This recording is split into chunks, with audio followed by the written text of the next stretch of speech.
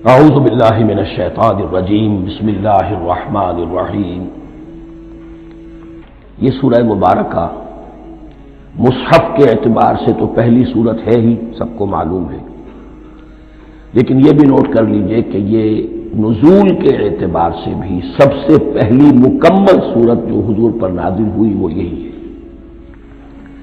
اس سے قبل متفرق آیات نازل ہوئیں، 5 آیتیں سورہ علق کے آغاز میں، کچھ آیتیں سورہ قلم یا سورہ نون کے آغاز میں، کچھ آیتیں سورہ مزمل کی ابتدا کی، کچھ آیتیں سورہ مدثر کے آغاز کی۔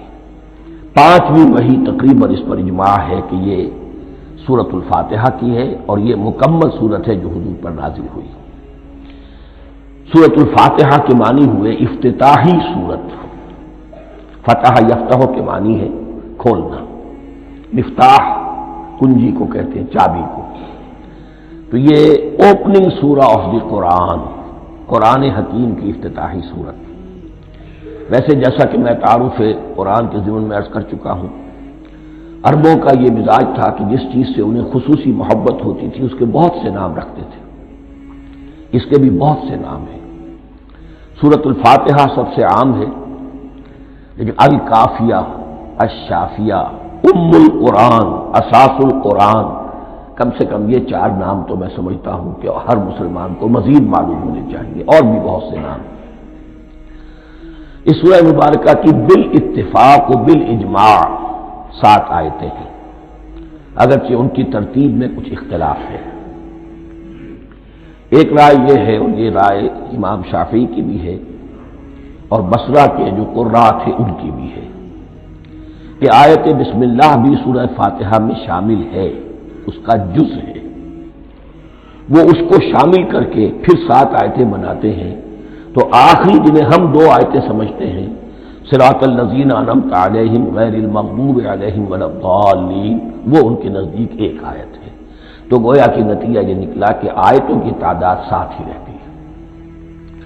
امام ابو حنیفہ رحمۃ اللہ علیہ کا موقف اور کوفے کے جو قراء تھے ان کا بھی موقف یہ ہے کہ آیت بسم اللہ نہ سورہ فاتحہ کا جز ہے نہ کسی اور سورت کا جز ہے، سوائے ایک مقام پر جہاں حضرت سلیمان علیہ السلام کا خط جو ہے نقل ہوا ہے، جو انہوں نے ملکہ سبا کو لکھا تھا، انہ من سلیمان و انہ بسم اللہ الرحمن الرحیم۔ تو قرآن کے متن میں صرف اسی جگہ پر یہ آیت شامل سمجھتے ہیں، باقی یہ صرف علامت کے طور پر کہ یہاں سے ایک نئی سورت شروع ہو رہی ہے درج کی گئی ہے۔ اس سورہ مبارکہ کو الصلاح قرار دیا گیا ایک حدیث میں، اس کا جو اسلوب ہے وہ دعا کا ہے، اور دعا کے ساتھ اس کی جو مناسبت ہے، اور پھر اسی کی وجہ سے ہماری نماز کا یہ جزو لا ینفک بنا دیا گیا۔ بلکہ ایک حدیث جو میں آپ کو سناؤں گا اس میں اسی کو نماز قرار دیا گیا، الصلاح یہی ہے۔ ویسے وہ حدیث مبارک موجود ہے، لا صلاۃ لمن لم یقرأ بفاتحۃ الکتاب، جو شخص سورہ فاتحہ کی تلاوت نہیں کرتا اس کی کوئی نماز نہیں۔ اس کے حوالے سے بھی ہمارے ہاں 2 مسلک ہے، ذکر صرف اس لیے کر رہا ہوں کہ آپ کے علم میں ہو، ان میں کوئی بنیادی فرق نہیں ہے۔ کسی بھی ایک رائے کا انسان قائل اور حامل ہو سکتا ہے بغیر اس کے کہ دوسرے کو بالکل غلط قرار دے، بلکہ یہ کہ اس کے لیے بھی گنجائش اپنے ذہن میں اور اپنے دل میں رکھے۔ تو ایک رائے یہ ہے جی، اور دوسری آیت یہ ہے کہ اس کا حصہ نہیں ہے۔ اسی اعتبار سے یہ کہ یہ سورہ مبارکہ نماز میں پڑھی جانی ضروری ہے، لا صلاۃ لمن لم یقرأ بفاتحۃ الکتاب۔ البتہ یہ اختلاف ہے، یہ بات جو میں ذکر کر رہا تھا جو ذہن سے نکل گئی، کہ آیا مقتدی جو ہے امام کے پیچھے کھڑا ہو کر جب نماز پڑھ رہا ہو تو کیا اس صورت میں بھی اس کے لیے لازم ہے کہ سورہ فاتحہ پڑھے؟ اس میں 2 رائے ہو گئی، بلکہ 3۔ ایک رائے انتہائی ہے اور وہ فقہ حنفی کی طرف منسوب ہے، کہ اگر آپ امام کے پیچھے مقتدی کی حیثیت سے نماز پڑھ رہے تو کسی بھی رکعت میں آپ سورہ فاتحہ نہیں پڑھیں گے۔ ایک دوسری بالکل برعکس رائے ہے، وہ امام شافعی رحمۃ اللہ علیہ کی ہے، کہ ہر حالت میں چاہے امام جہری رکعت پڑھا رہا ہو جس میں وہ بلند آواز سے سورہ فاتحہ پڑھ رہا ہو، اور چاہے وہ سری رکعت ہو، ہر حالت میں مقتدی کو بھی پڑھنی ہے۔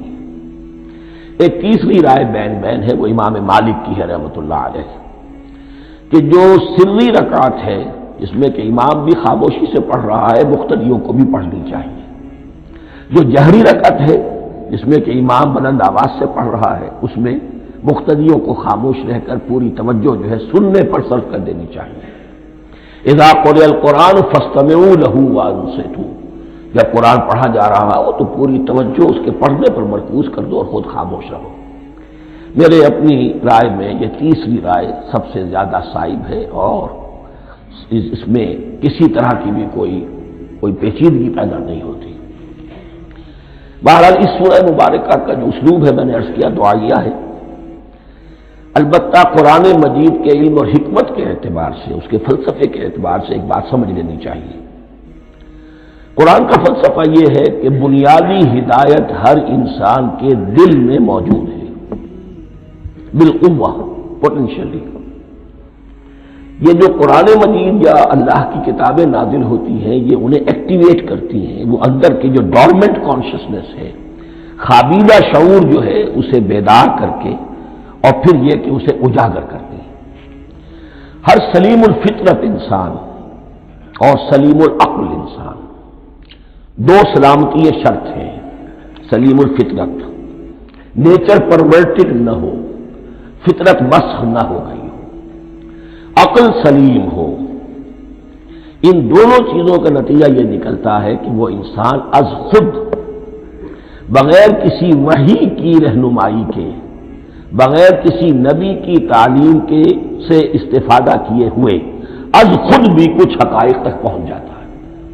اور وہ حقائق کیا ہے؟ نمبر ایک یہ کہ اس کائنات کا ایک خالق ہے اور وہ ایک ہے، اور وہ تمام صفات کمال سے متصف ہے۔ نمبر دو یہ کہ انسان کی زندگی صرف یہ زندگی نہیں ہے، بلکہ ایک اور زندگی ہے کہ جس میں اس زندگی کے اعمال کے نتائج برآمد ہوں گے۔ یہ دو باتیں، اس کی زیادہ وضاحت کے ساتھ جو ہے اس کا تذکرہ آئے گا سورہ لقمان میں، جہاں حضرت لقمان کی شخصیت کا تذکرہ ہے۔ لیکن یہاں صرف یہ بات سمجھ لیجئے کہ قرآن کا فلسفہ یہ ہے کہ ہر انسان میں، ہر فرد نوع بشر میں جو اپنی ولادت کے وقت مسلم ہوتا ہے، حضور کی حدیث ہے کل مولود یولد علی الفطرہ ابواہ یحودانہ او ینصرانہ او یمجسانہ، ہر بچہ نوع انسانی کا فطرت اسلام پر پیدا ہوتا ہے، وہ فطرت کے اندر وہ ہدایت ودیت ہے۔ اب اگر وہ فطرت بس نہیں ہوئی اور عقل جو ہے وہ صحیح رخ پر کام کر رہی ہے تو ان دو حقائق تک وہ انسان خود پہنچ جائے گا۔ لیکن ان دونوں حقائق تک پہنچنے کے بعد اب وہ دست بستہ دعا کرے گا کہ اے رب اب مزید ہدایت تو مجھے عطا فرما۔ ایک تو یہ کہ میں کیا کروں کیا نہ کروں، میری عقل اس میں ٹھوکر کھا سکتی ہے، میں کسی اچھی چیز کو بری سمجھ سکتا ہوں، کسی بری کو اچھی سمجھ سکتا ہوں، تو مجھے صحیح راستہ، صحیح راہ ہدایت پر چلا۔ یہ دعا ہے جو انسان کرتا ہے جبکہ وہ ایمان باللہ اور ایمان بالآخرہ تک خود پہنچ چکا ہوتا ہے، اور یہ سمجھتا ہے کہ صحیح زندگی کا رخ یہی ہے کہ جس رب کو میں نے پہچانا ہے کہ وہ اس کائنات کا خالق ہے اور مالک ہے اور رب ہے، میں اس کی بندگی کروں، اس کی اطاعت کروں، اس کا حکم مانوں، اس کے راستے پر چلوں۔ لیکن وہ راستہ کون سا ہے؟ اس کے لیے پھر دست بدعا ہوتا ہے کہ پروردگار تو میری رہنمائی فرما۔ یہ مقام ہے کہ جہاں آپ سمجھ لیجئے اپنے آپ کو بھی آج اس جگہ پر تصور کرتے ہوئے پھر اس سورہ مبارکہ کو پڑھیے کہ آپ اس مقام پر اللہ کے فضل و کرم سے پہنچ چکے ہیں کہ اللہ کو آپ نے پہچان لیا اور اس کی توحید کو جان لیا، اس کی جملہ صفات کمال سے آپ واقف ہو گئے۔ آپ یہ بھی جان گئے کہ بڑھ کر اس کے حضور میں حاضر ہونا ہے اور وہ حساب کتاب لے گا۔ پھر آپ نے یہ عہد بھی کر لیا کہ اب زندگی گزارنی ہے اس رب کی بندگی میں، اسی کی فرما برداری میں۔ اب یہاں کھڑے ہو کر آپ پوچھتے ہیں کہ اللہ مجھے وہ تفصیلی ہدایت عطا فرما، ایسا نہ ہو کہ کبھی میں کسی راستے پر چلتا ہوا کسی پگڈنڈی پر مڑ جاؤں اور وہ تھوڑی سی جو ڈیویشن ہو میرے راستے کی وہ میری عاقبت کو برباد کر دے۔ یک لحظہ غافل گشتم و صد سال راہم دور شد، اس لیے کہ ہوتا یہی ہے صیدھے راستے سے ذرا سی کوئی پگڈنڈی جو ہے تھوڑے سے اینگل پر نکلی ہے، لیکن جب چلتے جائیں گے آپ تو جتنا آگے بڑھیں گے اس پر، اس راہ صراط مستقیم سے آپ اتنے ہی زیادہ دور ہوتے چلے جائیں گے۔ یہ ہے قرآن مجید کے حکمت اور فلسفے کے اعتبار سے اس سورہ مبارکہ کا مقام۔ اب آئیے ہم بسم اللہ کرتے ہیں۔ بسم اللہ الرحمن الرحیم، شروع کرتا ہوں میں اللہ کے نام سے جو رحمان اور رحیم ہے۔ اس پر کچھ گفتگو ہو چکی ہے تعارف قرآن کے ضمن میں کہ رحمان اور رحیم دو نام ہیں کہ جو رحمت کے مادے سے نکلتے ہیں۔ رحمان میں اللہ تعالیٰ کی رحمت کا جوش، ہیجانی کیفیت، طوفانی کیفیت، اور رحیم میں اللہ تعالیٰ کی رحمت کا دوام اور تسلسل۔ یہ دونوں کیفیات اللہ کی رحمت میں بیک وقت موجود ہیں، جس کا ہم تصور نہیں کر سکتے۔ ہم سمندر کو دیکھتے ہیں، متلاطم سمندر ہے، اس میں ہیجان ہے، طوفان ہے۔ دریا کو دیکھتے ہیں کہ وہ سکون کے ساتھ چل رہا ہے، خاموشی سے چل رہا ہے، بہہ رہا ہے، بس تسلسل کے ساتھ بہہ رہا ہے۔ ہم ان دونوں کیفیات کو علیحدہ علیحدہ دیکھتے ہیں تو ہمارا ذہن ان دونوں کو بیک وقت اس کا تصور نہیں کر سکتا، تخیل ممکن نہیں۔ لیکن اللہ کی رحمت کی یہ دونوں شانیں مستقلاً ہر وقت موجود ہیں بیک وقت، اسی لیے ان دونوں کے درمیان کہیں حرف عطف نہیں آئے گا۔ بسم اللہ الرحمن الرحیم، الحمدللہ رب العالمین۔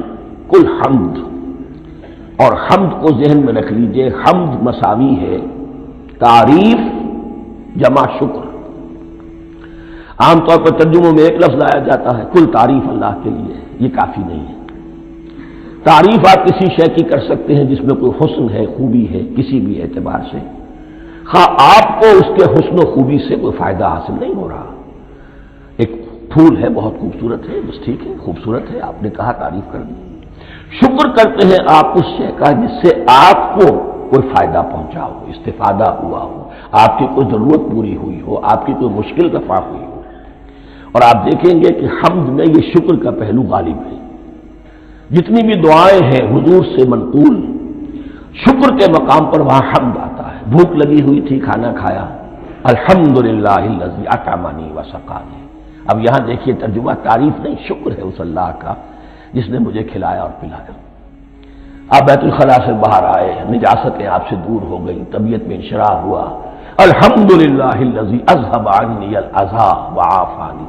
وہ شکر ہے اس اللہ کا جس نے اذیت بخش چیزیں مجھ سے دور کر دی اور مجھے عافیت بخشی۔ تو یہ الحمدللہ رب العالمین، اللہ تعالیٰ کا حسن و کمال اور حسن و جمال اپنی جگہ بھی اس انتہا کا ہے کہ جتنی تعریف اس کا حق ہے ہم کر ہی نہیں سکتے، لیکن اس کے احسانات اور انعامات ہم پر اتنے ہیں کہ ہم ان کو بھی گن نہیں سکتے۔ لہذا ایک ہی احصاء ہم نے کر دیا الف لام کے ساتھ، الحمدللہ رب العالمین۔ تمام تعریفیں اور کل شکر اللہ کے لیے ہیں کہ جو تمام جہانوں کا پروردگار ہے، رب ہے، مالک ہے۔ رب میں ایک مفہوم ہوتا ہے ربوبیت کا، اور اس میں مفہوم شامل ہوتا ہے تربیت کا، ربیانی صغیرہ۔ تو مالک ہونا اور تربیت دینا، آپ جس شے کے مالک ہوں گے آپ چاہیں گے اس میں بڑھوتری ہو، اس میں اضافہ ہو، وہ نشو و نما پائے۔ تو یہ دونوں چیزیں آپس میں ایک دوسرے کا جڑی ہوئی ہیں، پروردگار بھی اور مالک بھی۔ عام طور پر عربی میں رب کا لفظ مالک کے لیے آتا ہے، رب البیت، رب الدار، رب المال۔ تو مالک وہاں پر ظاہر بات ہے کہ اس سے مراد کیا ہے، مال والا، گھر والا، گھر کا مالک۔ تو کل شکر اور کل تعریف اس اللہ کے لیے ہے جو تمام جہانوں کا مالک بھی ہے اور پروردگار بھی۔